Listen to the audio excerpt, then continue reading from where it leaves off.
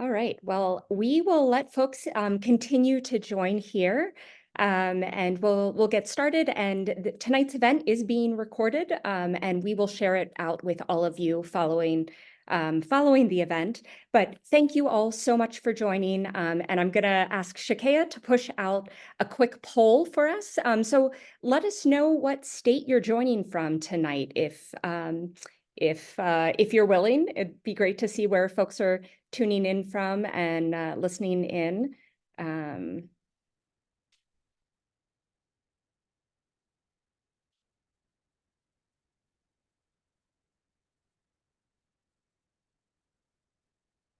All right, and we'll keep that poll open for just a little bit.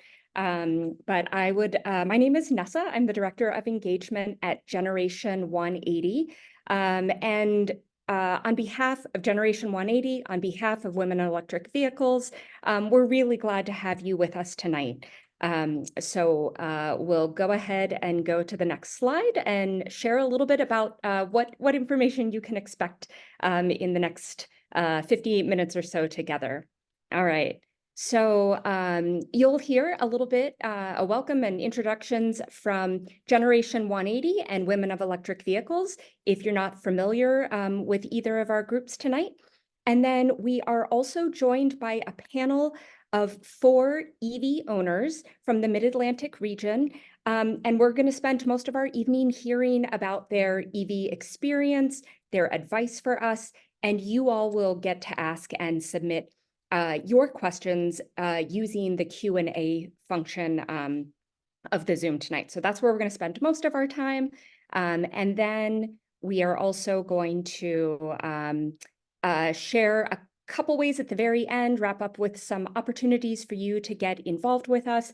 And we'll also share a little bit more information about how we're going to be choosing and then selecting and announcing the $100 gift card winner. So if you're joining in and didn't know that was part of tonight, if you are a webinar attendee, you will be entered to win the gift card. So Shakea, do you want to share the results of the poll? Where do we have folks calling in from tonight?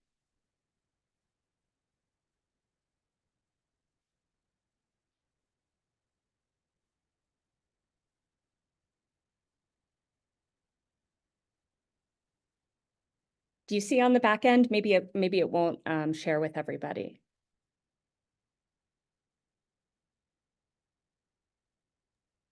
Yeah, so it looks like we have folks calling in from Ohio, New York. We have some folks calling in from New Mexico. That's a new one. New Jersey, California, South Dakota. So we have folks all over tonight, Nessa. All right. Thanks so much. And thanks for sharing where you're joining from. We are glad to have you here with us. If you're an EV owner, if you're EV curious, or you're just starting to kind of explore this area and are brand new to this space. So go ahead, Shakea, to the next slide. I'll tell you just a little bit about who Generation180 is.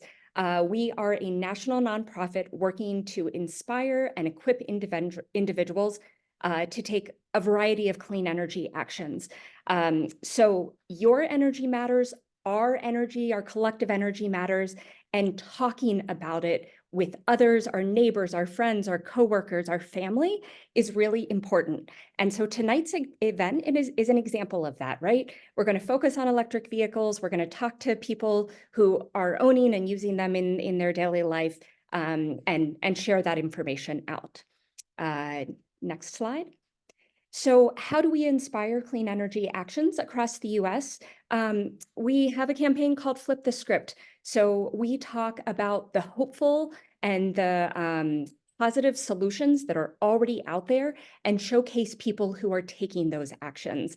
So you can check out our blog, you can check out our newsletter, and you'll see those stories really. So that's one of the ways that we work. Another is through our K-12 schools program. So Electrify Our Schools and Solar for All Schools. So we support school leaders in that space to add solar, electric school buses, provide connections and technical assistance for school leaders and school districts who are looking into that space. And we really want to support that work. It's a big place where communities come together, where children are learning. And we've seen school districts provide cleaner air and incorporate jobs and training for the transition that's happening, as well as save money, which then they can put back into their schools and to the students. And then our last campaigns are about electrifying your life. And this is, it can be an electric vehicle, it can be adding a heat pump, other household appliances. It could be taking a community action, so encouraging your city or your municipality to electrify your fleet. So we really want to connect individuals and communities across the U.S. to decarbonize and offer solutions and advice for doing that along the way. So thanks again for joining us, and I'm going to turn it over to Shakaya. Thank you so much, Nessa. So just piggybacking a little bit off of what Nessa talked about, one of our campaigns that's under our Electrify Your Life is I'll Drive What She's Driving. And it's essentially a campaign that we launched to amplify women EV owners and inspire more women to consider electric. You'll find that across the country, more and more women are making that switch to electric. They're doing it for many reasons. EVs are safer, they're cleaner, they're less expensive option than a traditional gas-powered car over time.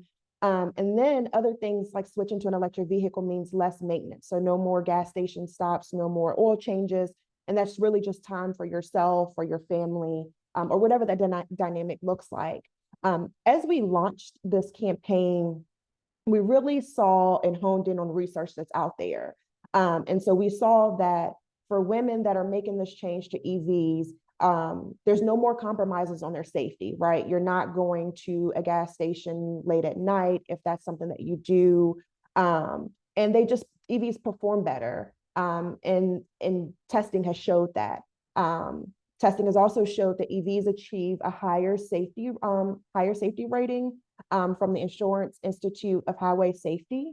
As well as charging is as easy as plugging in your phone, right? So everyone, when you come home in the evening or in the morning, whatever your dynamic looks like, one of the first things are plugging in your phone. And so plugging in your car can be just as easy, and then waking up each morning with a full tank. So you're not worrying about the night before you've got to stop at a gas station or et cetera.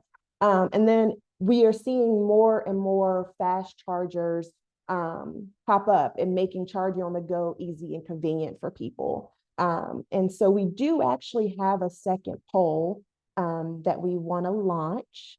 So I don't know if you want to go ahead and do that, Nessa.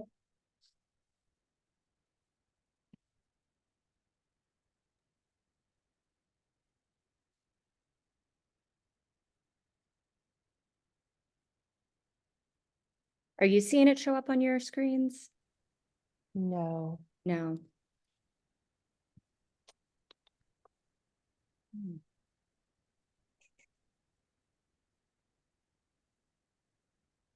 Yeah, it's not letting me launch it.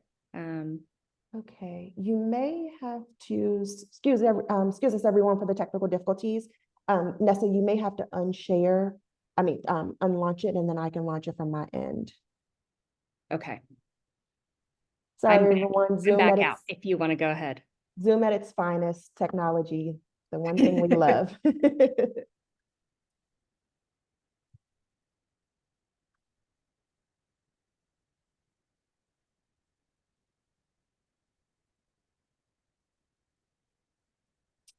It looks like we're having some technical difficulties with the second poll question. No worries, we're going to keep pushing to be conscious of everyone's time. But again, we were able to just talk a lot about the reasons of why we want more people, and women in particular, to drive EVs. And I'm going to go ahead and hand it over to Sue Gander so that she can tell us a little bit about Women of EVs. Well, thank you, Shakaya, and thank you, Nessa. It is really great to be on this webinar, and I love your tagline, I'll drive what she's driving. And yeah, really hopeful that more and more women get to take advantage of how fabulous electric vehicles are. So I'm here on behalf of an organization known as Women of Electric Vehicles. It's really a special organization. I just want to say a few words about it. And then, the important stuff is hearing from those EV. I'm an EV driver, and benefited from working in the industry, for a long time. But for many folks, they don't have that. And so, just hearing from these drivers today, I'm really excited about that and hear their experience. So in terms of Women of Electric Vehicles, our mission stated there is about elevate her. So it's really about being a space for women that are in the EV industry. So it's a um, distinguishes it sort of for women working in the industry. Not everyone actually drives an EV, believe it or not, but certainly are knowledgeable about that. And it's a way for us to connect and really just coalesce around our commitment to this technology, and then our commitment to being women in this space. The organization was founded in 2013. So it's been around for a while, and operates at a national level and also internationally as well. Our membership now tops over 1,000 women across the EV ecosystem. So it's a really growing and dynamic space, and women of all ages and from across many parts of the industry. So folks that work for OEMs, as we say, or vehicle companies. Oh, there's our poll. Take a look at that. Utilities, nonprofits. I myself work for World Resources Institute. So universities, charging companies, just a great network. The next slide just says a little bit more about what we do. I'll say we are all volunteers. So we do as much as we can. And we rely on each other, to help each other out. We do a lot of events. Face-to-face, lots of webinars, mentoring. Great to be able to help others. They're just entering the field, career connections. What I really like is the conference meetups where we'll post on LinkedIn, for instance, hey, I'm going to be at, ACT was just a big, there's just a big conference that happened in Las Vegas, and, love to meet people there. And it's just a chance to feel like you've got a connection and an identity group. The signature event every year is an annual reception that we hold at what's known as the Roadmap Conference in Detroit, Michigan. So if you are working in the industry, you might be familiar with that. We do have active chapters. So these are smaller groups that come together for more regionally specific events across California, and then one in the Washington, D.C. area. That's the one that I helped found. And it's going strong. More of these are in formation. If you have any interest in this, love to hear from you. There's a little bit of information there about how to visit the website, how to email, and find out more information. But just that Gen 180 is taking on this topic, and excited for the conversation. Thanks. Oh, and that's just one of the fun things we did. All good. And so it's the fun part of our event, which is really hearing from the EV owners what their experience is. And so joining us tonight, we will have Alyssa, Erica, Lauren, and Summer. And so we're going to go ahead and welcome them into the space to come on camera and really get our conversation going. And as we're having this discussion, go ahead and pop your questions in the chat. In the Q&A chat, and we will kick it off. So good afternoon, ladies. The first question is, we just want to hear a little bit of background, who you are. If you want to share where you're from, that's awesome too. And how long have you been driving an EV? So let's kick it off with you, Erica. Thank you all so much for having me here today. My name is Erica Myers, and I am the Executive Director of the Charging Interface Initiative, or also known as CHARIN. And I also founded a blog called EV Love that is specifically for women who are interested in buying an electric vehicle or are interested in getting into the electric vehicle field. And I have been driving all electric since 2020, but I've owned an EV since 2017.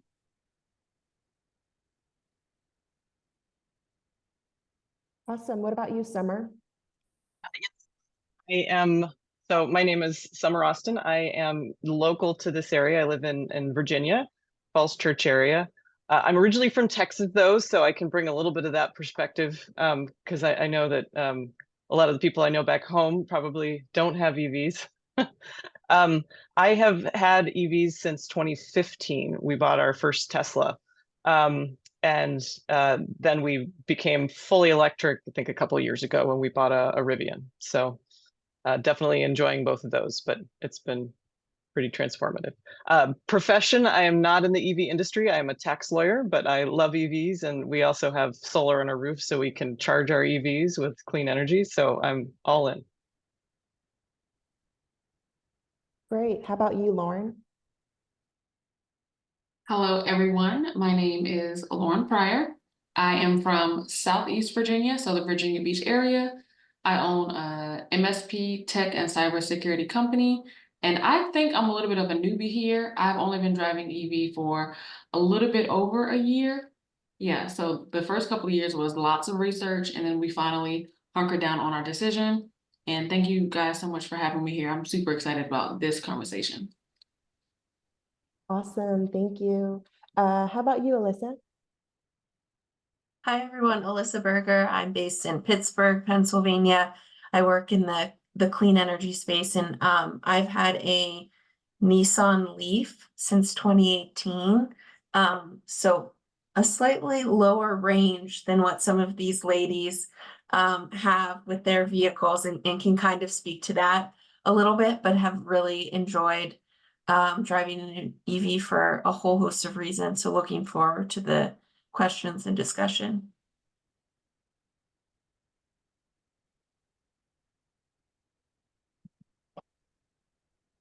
I think that's my cue.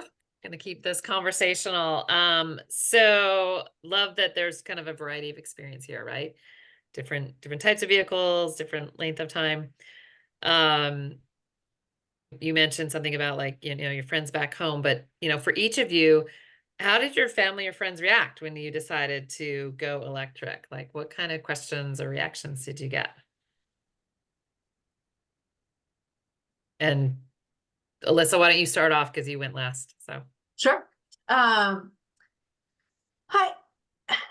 I'm not sure there were that many reactions, but it is funny. Even just now, recently, I was driving a friend, and they're like, "Oh, an EV." I think it takes maybe them a while to realize they're in one, but it is really quiet. So sometimes that's the giveaway, is like you're moving and it's not really making a lot of noise.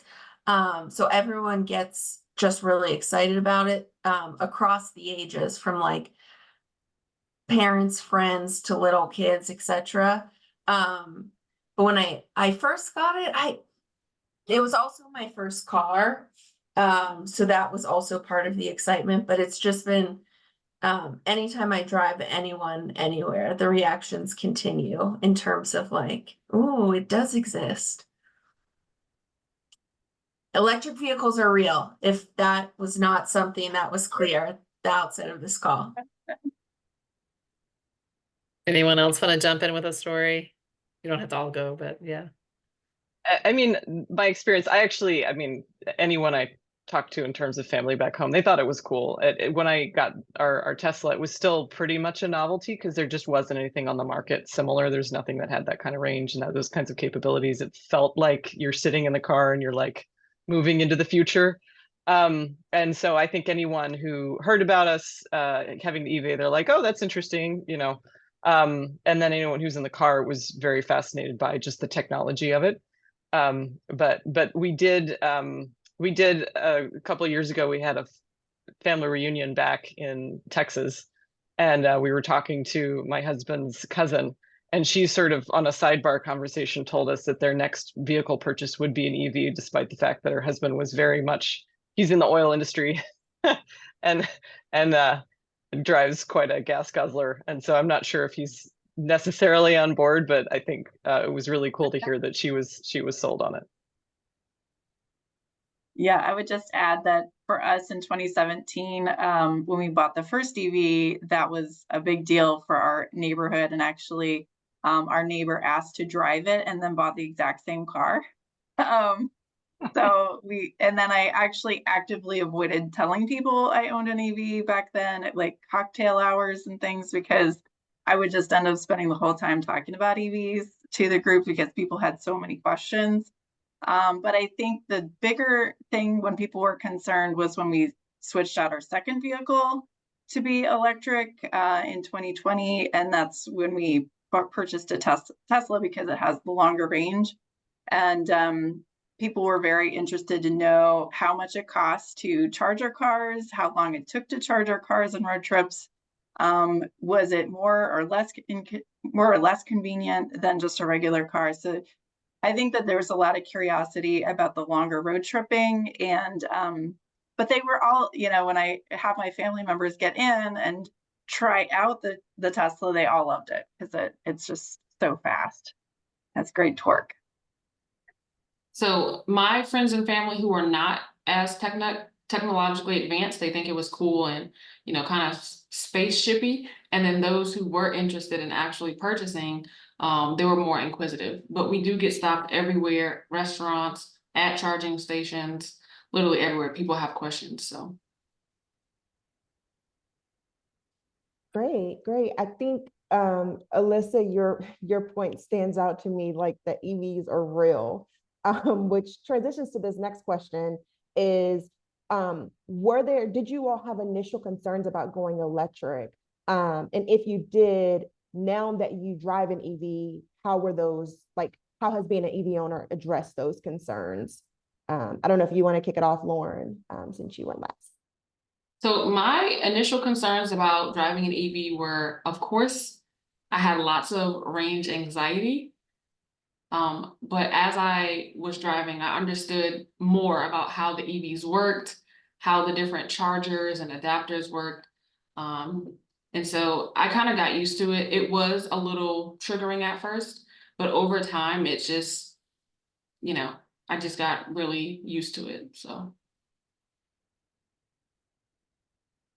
How about you, Erica? I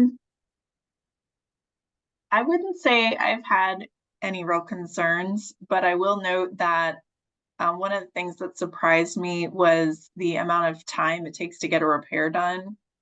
Just at the times that I've had to do it, there aren't a lot of options for repair shops. So this is just something to consider.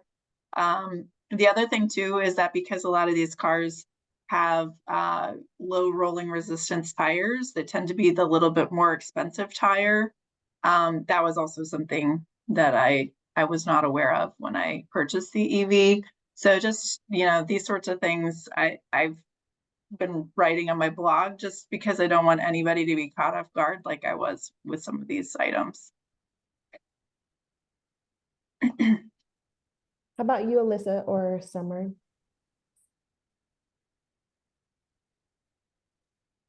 I mean, I just was so convinced that I needed an EV because I work in the industry and I kind of wanted to walk the walk. It was really only after I had started leasing it and now I own it. But when I first had it, it was oh, so there was a little bit of a learning curve. And again, I think mine is specific because the range is a little bit less than what you can currently access now, which is a huge difference.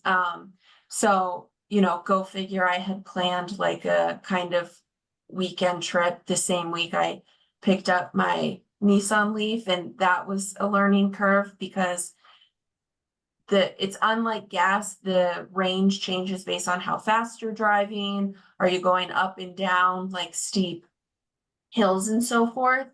And so there were some adventures in those early weeks.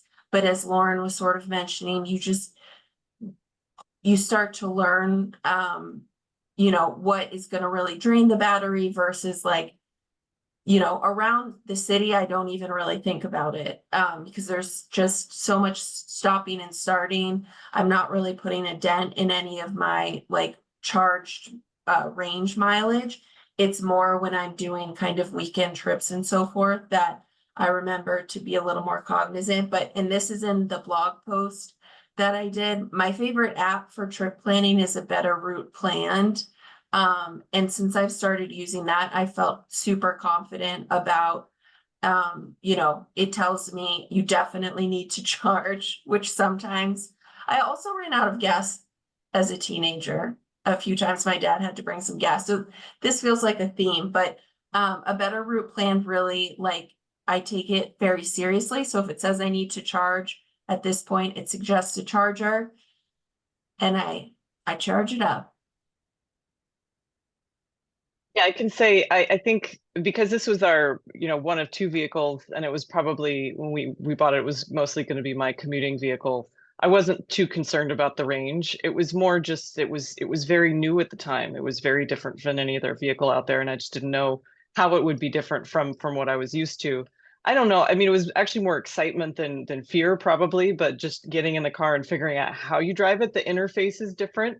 The way you use the car and a lot of different aspects is different. It's very intuitive, but it is a different experience.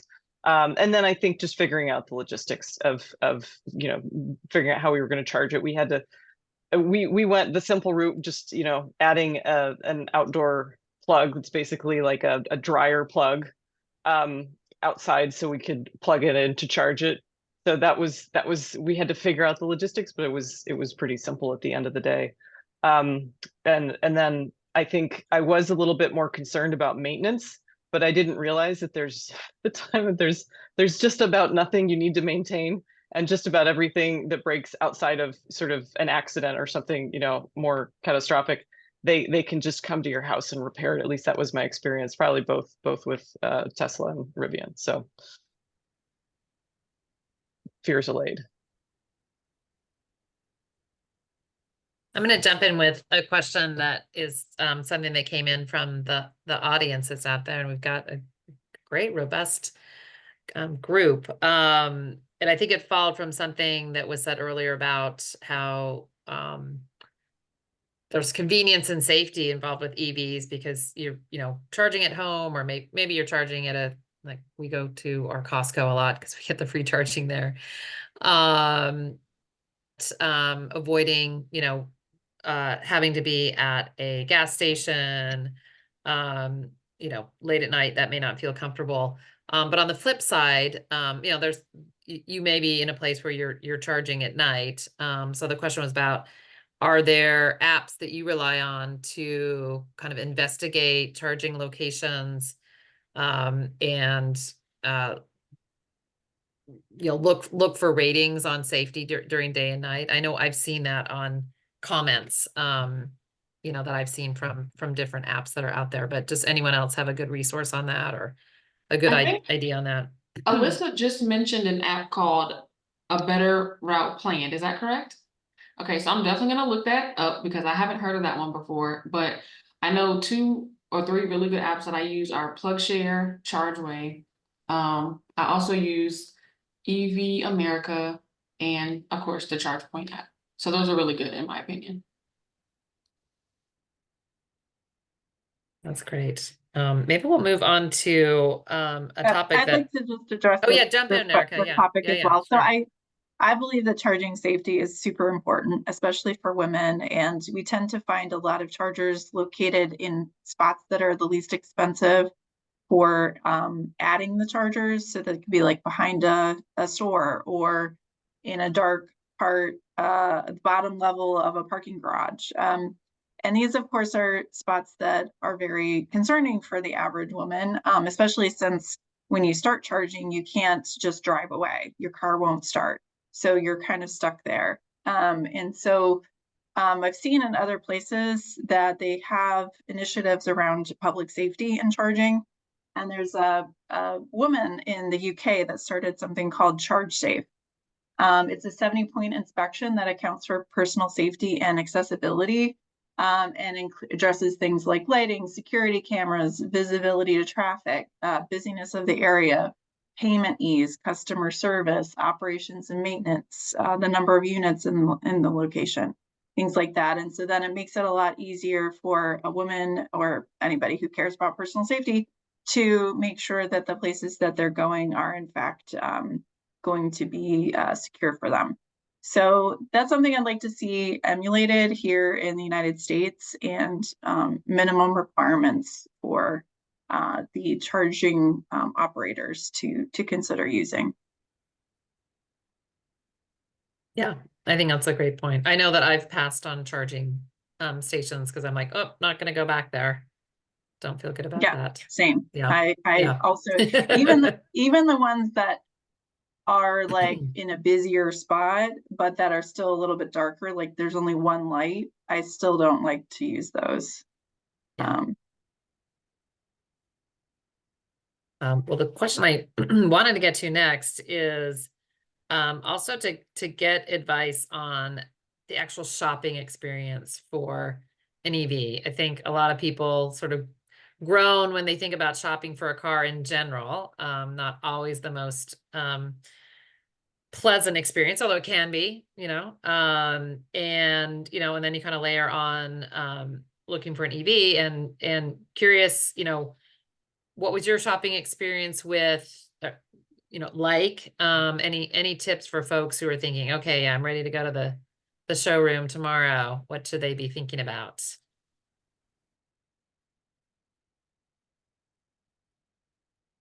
I'll go first. I came up with this kind of 7-point checklist, and I named it raffles. Yes, I am the spreadsheet type of person. That is me. But basically what it stands for is range, adaptability, the feel, functionality, and features, lifestyle, your economic responsibility, and then speed. So when it comes to range, are you a city line crosser or do you stay local most of the time? What's the next one? Adaptability. What is it like to drive the car? Is it something that you can get used to? Are you going to be comfortable with the regenerative braking and like the one pedal situation that goes on that Mrs. Summer mentioned earlier? Functionality and feel. A lot of the EVs that are coming out, well, that have come out, they're kind of minimalist inside. So you kind of sacrifice like the luxury feel. I know that Genesis, they pretty much have that in the bag, but just know that you're sacrificing some features, and that's something to look for. How does it feel? A lot of EVs do not feel the same to drive. Some of them feel scary, like they're too fast. And then the new Acura ZDX, for example, they intentionally design their car so that it feels like you're driving a regular car. And I appreciated that. I did. Lifestyle. Do you have pets? Do you have animals? Are you going to need a sedan or are you going to need a bigger trim? Economic responsibility, basically, does it make sense for my budget? And then speed was the last one, which is, are you comfortable with the speed? Because EVs are, it's an experience. It's an experience. By that, I'm assuming, or this is what I'm assuming, is like, wow, you put your foot on the pedal and they go. Yeah, exactly. Okay. I want to see that spreadsheet.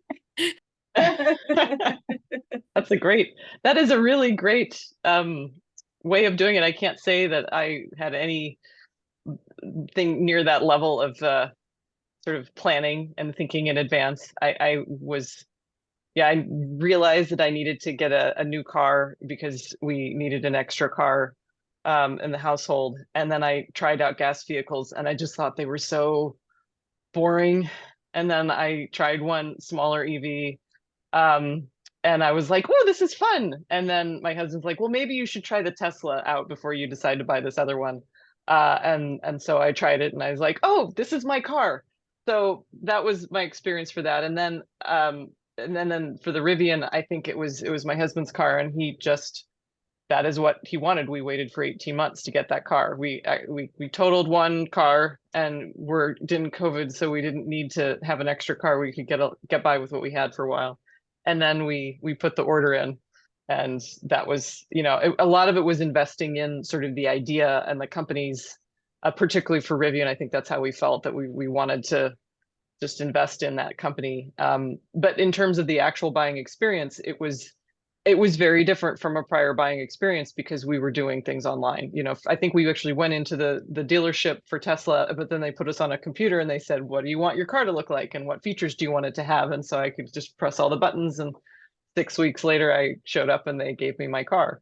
And then I think for Rivian, we didn't even have to go anywhere. We could do it all online, and we did the whole buying process online because everything had changed because of COVID, that you didn't actually have to see a person directly. And I, as a woman, I actually prefer anything that's more automated, regimented, where I don't have to worry about all of the dealership shenanigans, whatever they're trying to do to figure out the price. I like knowing what the standard price is. I like having the choice. I like being able to like take the time to figure out what I want, and then, you know, press the right buttons for the features to get exactly what I want. So I did appreciate that about the car buying experience, but I know that that's a little bit unique to the companies that we purchased from, and I'm sure it's different when you're working with other manufacturers.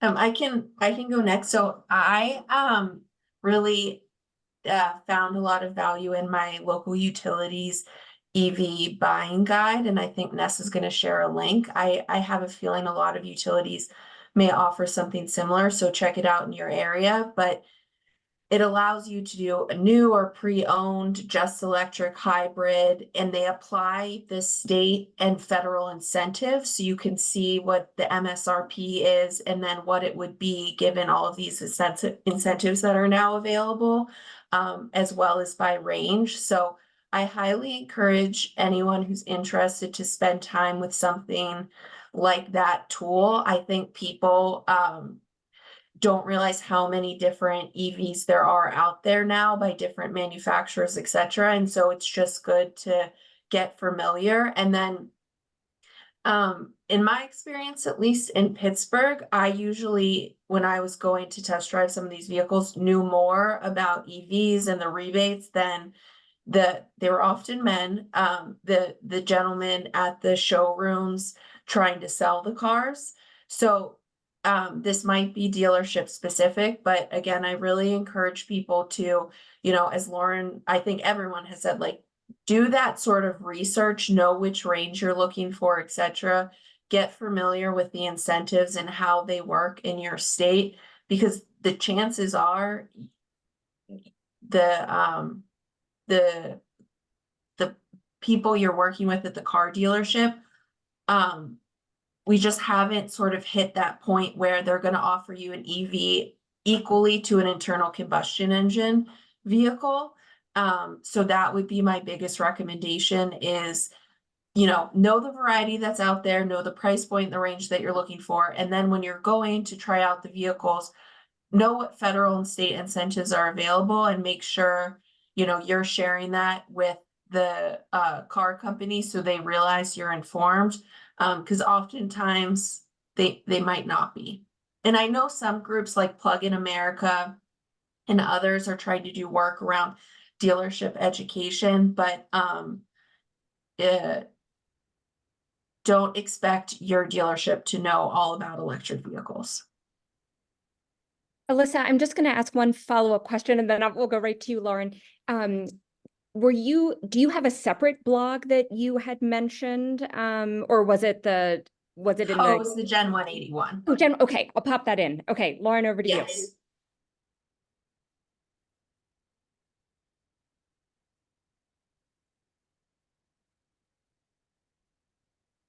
Oh, Lauren, did you? Yeah.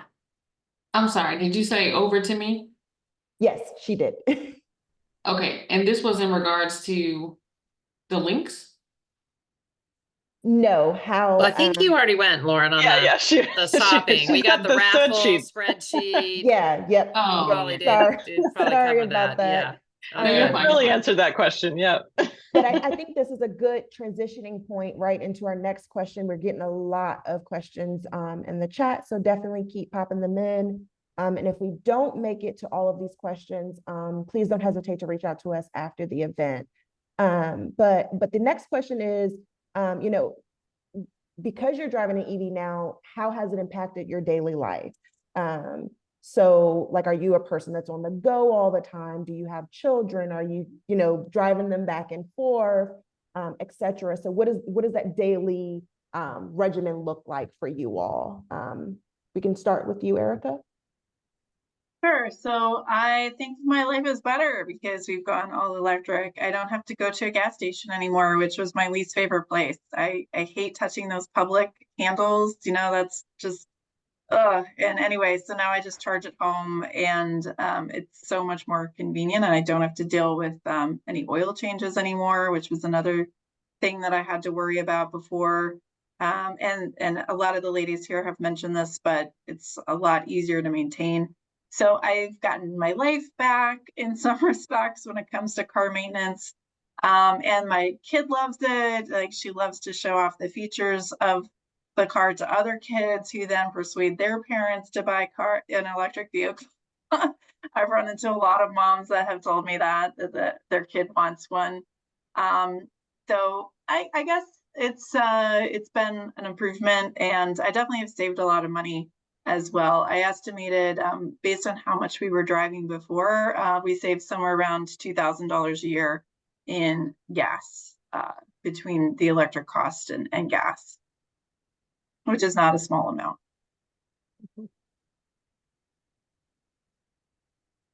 So piggybacking off of what she just said, the gas pumps, it's a no-go for me. And after a long day of solving tickets and putting out fires, I just want to go straight home. And so the EV has allowed me that peace of mind to just go straight home, because that's where I charge. I don't have to stop at a gas station. I don't have to interact anymore for the day. I just kind of like go to my humble abode, and it's perfect. It's affected my budget and my time, and I think that's a beautiful combination. So I just can say exactly the same thing.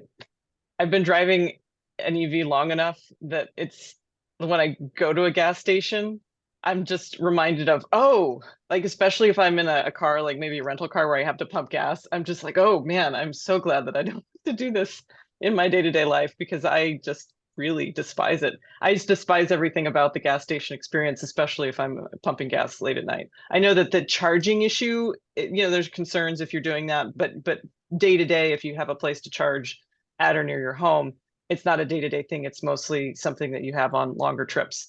The logistics for longer trips definitely has been different, but if we're traveling 3 to 4 hours, it's fine. We can figure that out either, you know, at the other place that we're going, you can plug in, or if we're going to a hotel, usually we can find one that's got a parking lot where you can charge there. But it's like longer, big road trips that are, you know, more than 4 hours, where we have more of a challenge, but it's also, for us, it's almost part of the adventure.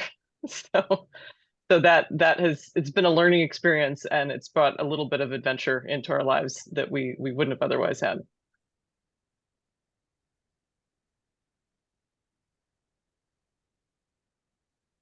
And for those who are on the webinar, I mean, the thing about this is it's only going to get easier from here. The ranges are going to get longer. The chargers are going to become more ubiquitous. Every state now has to submit an electric vehicle charging plan to the federal government. So hopefully we're going to see more standardization from state to state if you are crossing state lines to charge. But I just, you know, I'm like, it's not like it was in 2018. And I can't even imagine the people even years before who had electric vehicles. I mean, they were really pioneers, but now I just think about how great it is in terms of the various models available, and that more and more chargers are being put in a variety of places. And if it's, if it's not obvious, people are talking about charging at home.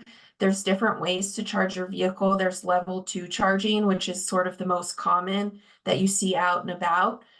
There's fast charging, which can charge your car very, very quickly in about 20 minutes.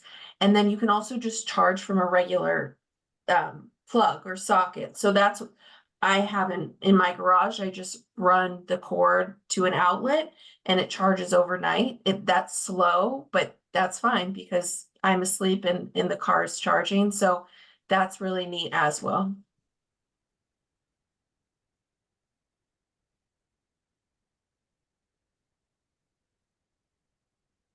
I had kind of a fun question. Actually, it's all about fun. I'm going to turn it into a scale of 1 to 10. How fun is it to drive an EV? You can all say, shout out a 10. number. 10, 11. 10. Well, 12. 12's a better answer. I feel like yeah. I was leading you on there, but Yeah, I think when we got the Tesla, the acceleration was quite, that was revolutionary in 2015. And then when we got the R1T for the Rivian, that was even faster. And that got to a point where you're like, oh yeah, I kind of understand what it might feel like when you're going into space, when you go maximum acceleration. You have to be prepared and have your neck in the right position before you go full on. It's not something I do when I'm driving the car, but it is my husband's car. It's one of his favorite things to do is figure out a swath of road where he can start at 0 and then just go to 60 in under 3 seconds. So that is fun. I personally like it when I'm doing just small acceleration or when I want to maneuver around vehicles. I just feel more empowered because I know that I have the power to do the things I want in not an overly aggressive way, because I'm probably the least aggressive driver you'll meet. Actually, they told me that when I was doing my test drive for the Tesla. But it's very nice to know that you can make that move and you don't have to worry about your car kind of catching up to you. Yeah. So I'll echo that, Summer. I have passed what I believe to be probably drunk drivers on the road, which are extremely dangerous. And before, I was very nervous about passing them with the acceleration that I had previously. But with the EV, I can just whip around them really, really fast and don't have to worry about that anymore. I'm going to ask the cold weather question, Jakaya, or you? Yeah. Okay. So this is also, I think, might have been in the chat or one of the Q&A. A question that I get personally, and I'm sure you guys have as well, is what about operating your EV in cold weather? Or, I know there's not all of you live in like super cold areas, but yeah, what do you know from your personal experience? And then Erica or Lissa from your professional experience, what do you say to that question? I can share an anecdote. Again, my husband he's not very risk averse. So we had a vacation. We were going up to our cabin out in Western Maryland for Christmas, and the weather was like 9 degrees, and we had 2 electric vehicles that we needed to drive separately, which meant that because of the cold, we weren't going to be able to get there all on one charge. So we had to separately stop and charge. And I can say I was a little concerned leaving the house, whether that was a good idea, but fortunately it did work very well. I charged at the Tesla supercharger about halfway up. And I think I might have had one top off charge after that, but no issues. Everything worked well, even in very cold weather. And then my husband found, he was working on the non-Tesla network and found a charger. It worked, and we were both able to get where we needed to go without any incidents. I'm not saying I necessarily suggest that. I wouldn't drive in very, very cold weather long distances unless it's necessary. But it did work very well. We didn't have any technical issues. I'll say really quickly, personal experience. I think the last time it got a little cold, I think the range decreased about like, I want to say 9 miles. Yeah, about 9 miles. So it was like kind of shocking, but then it was like, oh yeah, I forgot about the cold weather thing. But that's all the experience that I have thus far as a new EV driver. I will just say from a professional experience, I know that all vehicles are driven and tested in the coldest of possible climate. So absolutely, they're able to operate under every extreme situation. And even in the Arctic, they drive electric vehicles up there. So it is very possible. But yes, there will be a loss in range. Because if you think about it, like you need heat, right? So you're using your battery for things like heat.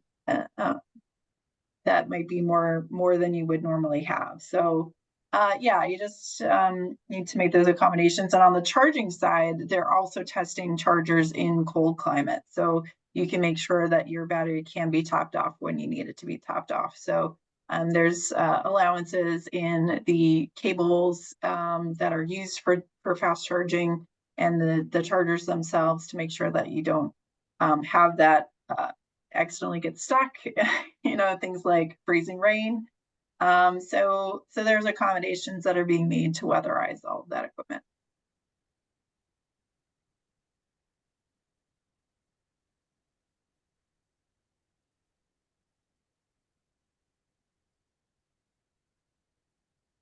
Awesome, awesome. So this was a great conversation. We still have questions coming in, but we are almost at time. So we're going to do one last question before we give folks, attendee folks, a wrap up of how to plug in with Gen 180, how to plug in with Women of EVs, and etc. So fire question: will you ever go back to a gas-powered car? We'll start with you, Erica, since you're on my screen. Absolutely not, if I can avoid it. Summer? No. Lauren? Absolutely not. Alyssa? No. And What about you? What about you, Sue? No. No. Alyssa, I think you had were you gonna make a oh, I point? was just gonna say, I mean, for a variety of reasons, like it's quiet. You're not continuing to invest in the fossil fuel economy, which we have to lay up on. The lack of maintenance issues is fantastic. My annual inspection is just one sticker because there are no emissions. It's just for all of the other things. I mean, the list gets long quickly. So I just wanted to articulate some of the reasons why I wouldn't, and I think others wouldn't go back. Thank you. Thank you. That's so great. So again, as we mentioned, we are almost at time. This was a great discussion. Attendees, you guys asked some really great questions. We have some questions that we're going to follow up on as well. So we just have a few just actions if folks want to take that they want to take after this call. So if you are EV curious and you are close to ready to buy that EV, or you've already purchased that EV, plug in with Generation 180. We have a great ambassador network, as well as if you are interested in wanting to be a part of the Women of EVs, as Sue mentioned earlier, they also have a great network. They do meetups as well. So definitely tap into these resources because they're out there. As you heard from these ladies, they love their EVs. They love answering questions. And it's real people. Next slide.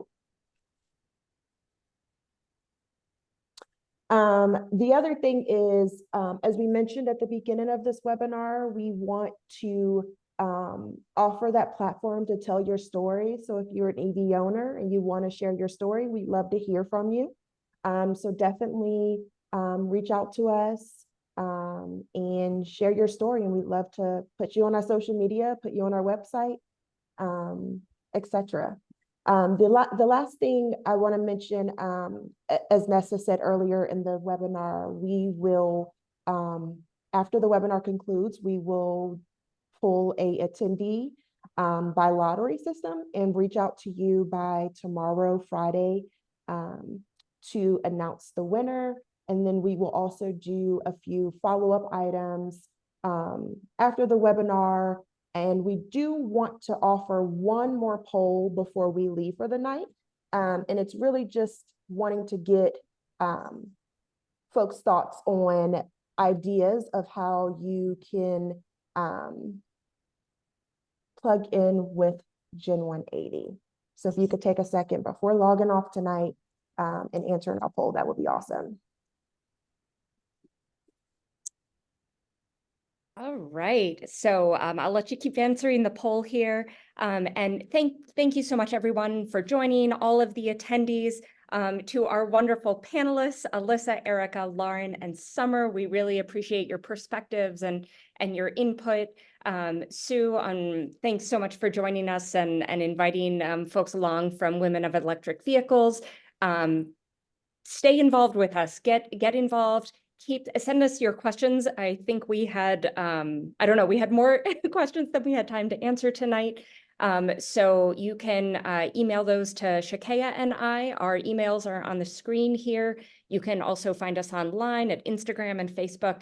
And if you do have a specific question for a panelist, you can note that in your email to Shakaya and I, and we'll get their input as well. And then we have colleagues who are EV owners and drivers too, that we'll reach out to. So keep an eye on your inboxes tomorrow for one lucky winner. And then in the next couple of days, we'll share around the recording. And we've got, okay, thanks so much for participating in the final poll.